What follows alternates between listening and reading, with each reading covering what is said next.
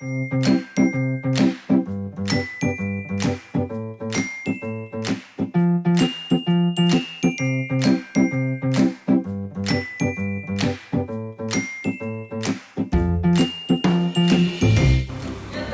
v projektu Kuhna pa to pripravili kosilo za nas osnovnošolce, in sicer kremno karavadno juho oziroma kolerabno kremno juho z kruhovimi cmoki.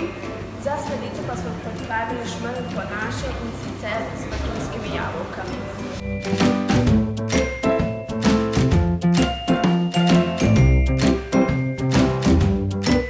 Z učenci sodelujem ravno zato, ker želim, da ne pozabijo na svoje korenine, na tradicionalne jedi. Želim jim spodbuditi čut, da uporabljajo sezonske in teritorijalne sestavine, da bodo lahko v prihodnosti promovirali naš teritorij in to znanje prenašali na naslednje generacije.